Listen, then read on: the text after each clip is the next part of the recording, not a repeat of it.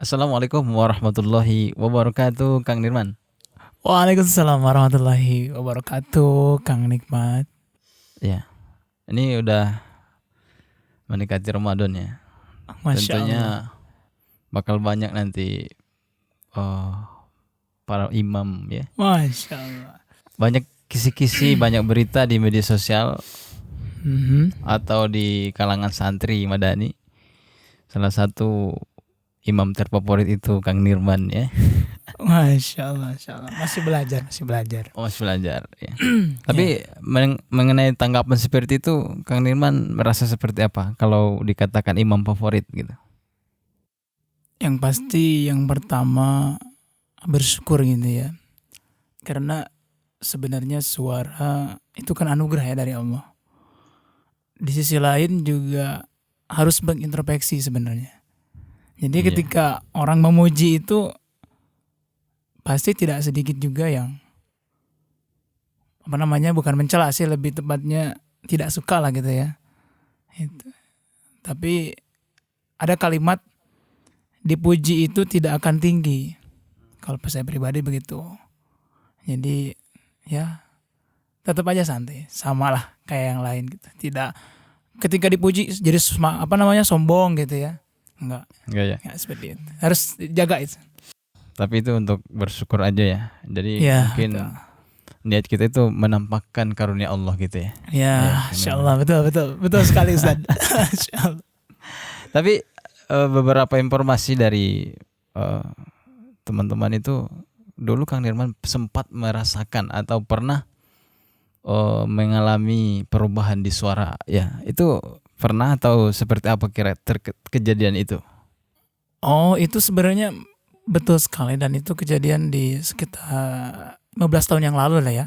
Jadi itu waktu masih SD dulu. Masih kecil dulu. Jadi suara saya itu dulu serak. Bicara itu berat.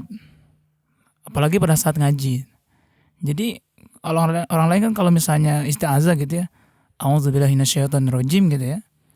Itu kan enak gitu kedengarannya. Kalau saya begini, a'udzubillahi minasyaiton.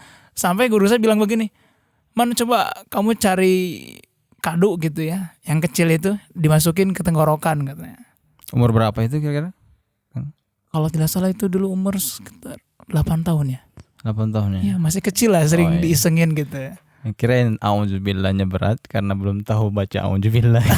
Enggak. Kalau itu udah hafal Oh, udah ya. insyaallah. 8 tahun ya? Iya, Oh, iya. 8 tahun. Jadi ketika umur 8 tahun ada perubahan di suara gitu ya. Sempat-sempat Alhamdulillah. guru dari Kang Nirman sendiri memberikan beberapa solusi gitu ya. Dulu itu saya nggak ngaji dulu tuh, Kang. Oh, nggak Jadi dulu itu saya kenyanyi. Oh, nyanyi. Iya, sebelum ke ngaji itu saya nyanyi dulu. Tuh. Iya, Ya, jadi ini menarik. kalau SD itu dulu suka ada nyanyi pupuh, Pupuh. lagu Sunda itu. Oh, Sunda. Misalnya Oh, iya. kembang merangkak bareka. Nah, kayak gitulah kalau orang Sunda. Itu dikomposisikan ke baca Quran. Teman-teman yang tidak ngerti Sunda nanti translate-nya di komentar. Betul. Iya. Ya itu. Iya, Pokoknya iya. dari situ mulailah sedikit-sedikit belajar tajwid gitu ya. Tapi nggak sampai sih lagu Sunda di ke Al-Quran, nggak. Tapi itu bisa jadi dari lagu dulu apa namanya tadi? Lagu Sinom. Dari lagu dulu dari menyanyi dulu berarti gitu ya. Iya, menyanyi dulu. Berarti belum langsung ke Quran gitu ya. Belum. Ke Quran itu masih abatasa dulu. Oh iya. Ya. Jadi mulai belajar nada atau irama itu belajar dari nyanyian dulu gitu ya. Dulu awalnya dari nyanyian, belajar cengkok gitu, ikut lomba sedikit-sedikit sih walaupun nggak menang ya. Tapi itu sebagai pengalaman lah sebenarnya. Dan dari situ Kang Nirman merasakan perubahan ya, ada rasa Iya, betul.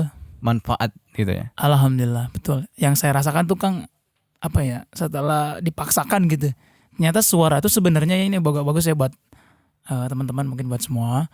Jadi suara kita itu sebenarnya punya kelebihan, tiap orang tuh beda-beda. Kadang orang tuh suka, misalnya kalau lagi baca, saya mah nggak pede gitu ya, Suara saya mah jelek, sebenarnya nggak ada yang jelek sih. Saya juga dulu seperti itu awalnya, tapi setelah dicoba, dipaksakan, berlatih tiap hari, mulai dari minum, makan, dijaga, pola tidur, ada perubahan. Sedikit-sedikit ada. Jaga pola makan, pola tidur dan sebagainya. Iya. Ya, berarti memang harus ada usaha ya. Kalau Iya, ingin betul. menginginkan sesuatu yang lebih harus ada usaha gitu ya. Betul sekali. Baik, Kang Nirman, saya pernah mendengar sedikit mengenai suara luar dan suara dalam yang ini. Masya Allah. Jadi bukan istilahnya kan Iya, kalau orang awam itu setaunya itu ada cuman pakaian luar dan pakaian dalam gitu. Nah, rupanya ada teknik suara luar dan suara dalam. Ini dari Kang Nirman sendiri berpendapat seperti apa? Oh iya. Kalau saya pribadi ya, ini sesuai pendapat saya ya, atau istilahnya saya berbicara pengalaman lah ya. Suara luar dengan suara dalam itu jelas beda. Jadi begini, kalau kita teriak dengan menggunakan suara luar, itu cepat sekali habis suaranya. Tapi kalau kita menggunakan suara dalam, dengan cara kita tarik napas, lalu ditahan di perut paling bawah, gini. Ya. Nah ini kan ditahan di paling bawah tuh. Nah itu akan lama. Beda dengan kita misalnya suara dikeluarkan langsung dari mulut. Itu cepat habis. Tekniknya tarik napas, tahan napas di bawah perut gitu ya. Langsung dibunyikan.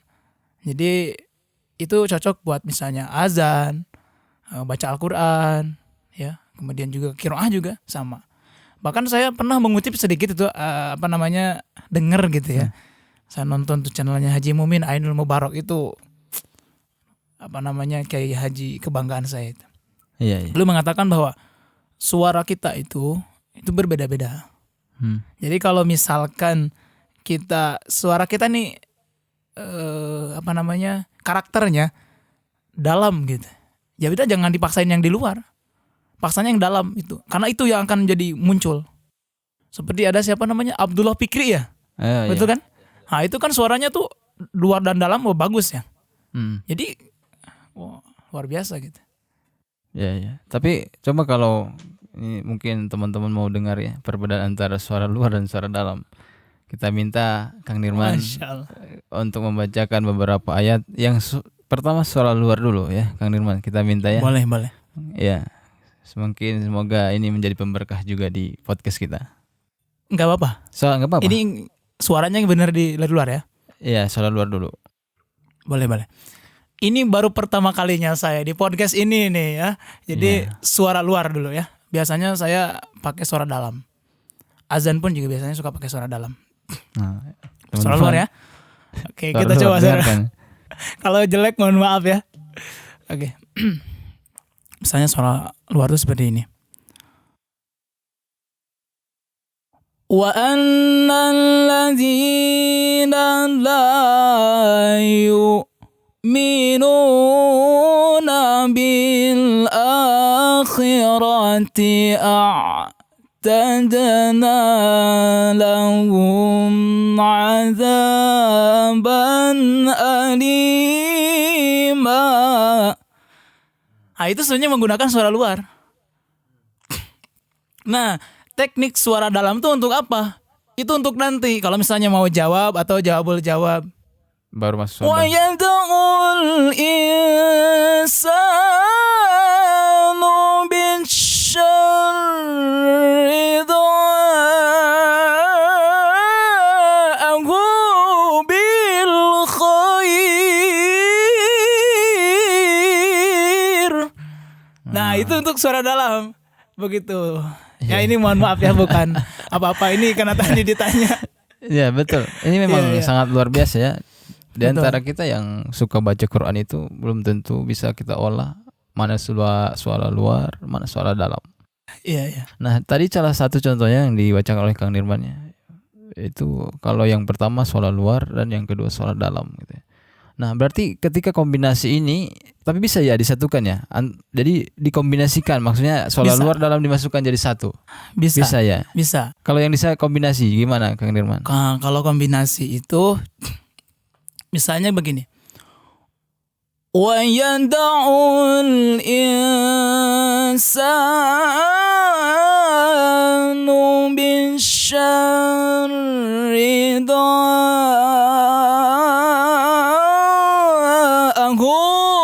bil khair.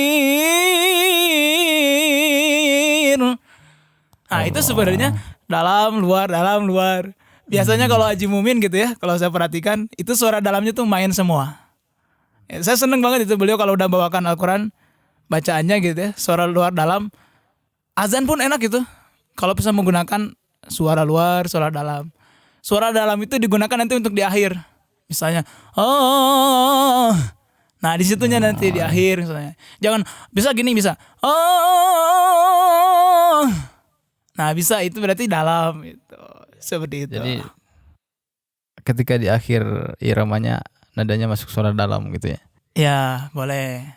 Ya, jadi ini kalau yang pemula kan itu yang menurut kami kalau yang awam ini itu mengambil nada itu sangat sulit sekali ya, Kang Nirman ya. Betul. Ya, Apalagi ya. kita mengusahakan suara luar dulu, suara dalam dulu itu sangat sulit sekali ya. Sangat ya harus butuh beberapa masalah untuk latihan dulu gitu ya. Betul. Nah, jadi kalau kita sebagai hanya untuk baca Quran gitu, atau mungkin pas kita lagi nyantai, kita ingin baca Quran nyantai, tapi dengan suara, bagaimana sih kalau saya mau pakai suara dalam dulu? Gimana tipsnya kira-kira? Oke. Karena ini masuk kepada murotal berarti ya. Misalnya mau baca murotal gitu ya. Itu kita sesuaikan dengan karakter suara dengan lagam. Misal kalau kita punya karakter suara yang besar, itu bagusnya menggunakan lagam-lagam nahawan yang suka dibawakan oleh Syekh Misyari Rasid misalnya. Alhamdulillahirabbil alamin. Itu kan suara dalam ada, suara luar ada. Intinya kuncinya yang dalam itu kalau kita menekan misalnya Alhamdulillahirabbil alamin. Bener-bener kesini gitu ya. Neken gitu ke perut paling bawah. Nah, itu berarti itu dari dalam. Kalau luar mah Alhamdulillahirabbil alamin. Nah, itu luar. Oh iya. Kedengar sih ada perbedaannya yang lumayan. Nah, ada kan? Ya. Perbedaannya terasa juga kalau kita rasakan betulnya. Jadi pas bacaan Quran itu kita dengarkan dengan husuk itu kedengaran ini suara dalam, suara luar gitu ya. Terasa ya, Kang Nirman. Betul. Tapi saya menarik sekali ya dengan informasi di awal tadi. Suara itu sebenarnya nggak ada yang jelek gitu. Itu nggak ada. Terus gimana kalau ada orang, wah suara saya jelek, itu gimana menurut Kang Nirman? Menurut saya ya, kita tuh jangan sampai memponis diri kita sendiri. Belum tentu orang lain memponis diri kita, sementara kita udah duluan memponis, itu bahaya sebenarnya. Jadi kalau suara kita memang kita merasa dalam tanda kutip ya berbeda dengan yang lain, kita cari jalan lain. Misal kita punya suara ini cempreng gitu ya, atau suaranya tuh kecil banget. Ya udah kita cari syekh yang karakternya kecil. Sesuai dengan karakter suara kita gitu ya.